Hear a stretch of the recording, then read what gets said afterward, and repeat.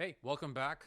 It's Alexander Golevsky, and I want to talk today about January stats. They're finally out. I did some research, did some digging up, and I want to talk about these few points with some charts, of course, make it very quick, and talk about the elephant in the room in the end. So the first thing is that on this chart, somewhere on the screen, we're going to see is a big number. It's called 4.99 months of inventory. What does it really mean? Well, essentially speaking, we typically like to measure and understand how much inventory is in the market at any given time. And imagine it's, for example, a bucket full of water, and you're going to put a dry sponge into that bucket of water. And how much water you take out with that sponge is essentially a measurement of absorption. And so when we're seeing months of inventory, the best way to look at it is to understand that it's giving you a number that if nobody listed the property after this day, for example, February the 1st, if we're looking at January only, it would take 4.99 months to buy up all the inventory. So the higher the number is, we're going to see more leverage for buyers. The lower that number, the vice versa. Now, sales are down at 5.8%. I mean, January is not the best month to really measure that. I think in 2 to 3 months, we're going to see that number reverse. Listings are up, though, at 52.4%. Nobody can fool a single individual today. Listings are up tremendously. And I think we're going to see more listings on the market in February and March. But at the same time, we're probably going to see more absorption, more purchases. Are we going to see the same market we saw 3 years ago? I think it's highly unlikely. Now, here's a part that I think is very interesting, because you have a lot of doomsday people thinking that the market's going to crash, the prices are going to drop. The thing is that the prices are not dropping. What is happening is that prices are actually, when we're looking at January year over year over year, they're up by 2.7%. Now, here's another chart that I think is extremely interesting. This is when we're comparing TREB average price versus Bank of Canada's rate. So it typically has an inverse relationship. When one goes up, one has to come down. And you can see that up until a certain point of June 2022, it was very inverse. Now, after, as rates started to come up, you can see that the prices were dropping from their peak on average. And we're not really seeing a recovery yet because it's still a very short scope. So it's too early to really state that the prices are responding to rate cuts, but it seems like based off January numbers, it may be going in that direction. Now let's put it into perspective. Let's look at 5 years. This is a very nice number to look at because we've been through a lot in 5 years. We've seen rates go down, rates go up, and then rates go down again. So what has happened? Like it or not, the average price to buy a property in Toronto has gone from $838 to $1,040,000. Can you say that real estate in Toronto is resilient? It looks like it is.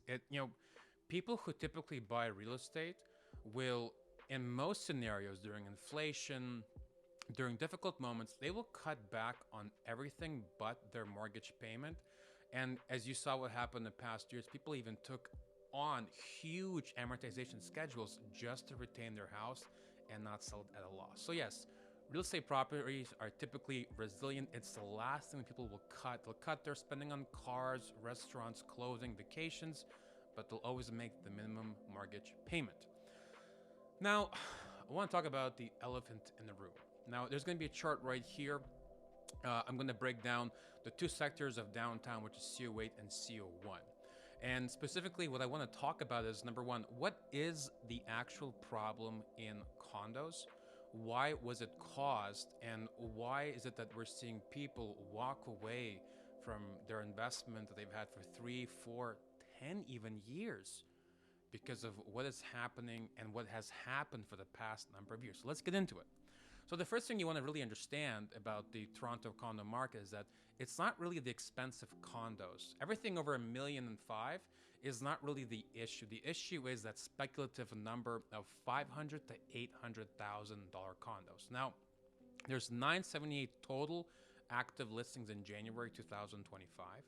67% of those active listings are between $500 to $799. Now, if you haven't seen a condo in Toronto that's priced in that price point, I'm going to give you the lowdown.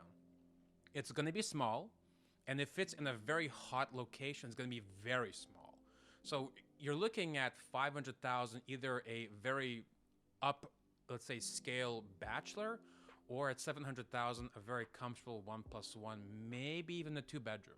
Okay, so why are all these properties up for sale? Well, I think that generally speaking, it's two factors. Number one, we have landlords who were on a variable rate mortgage, and when they were renting, the rent was not covering the increased principal and obviously interest payment that the banks were pushing on the mom and pop investors. And so what happened was, when you can't cover your rent long enough, and then when your property sits on a higher price because you want to try the market, see the for example, a tenant will leave, and you're gonna say, well, I'm gonna bump it up $300, see what happens. But problem is that everybody bumped up $300, and so then becomes an inverse where people start to cut down prices on leases. And the truth is, I'm not really seeing that yet. I'm not seeing huge cuts, but rent is going down, as I mentioned in my previous video. I believe the elephant in the room is actually the landlord and tenancy board. You see, I talk to a lot of my clients and talk to other agents who are very active in the downtown core.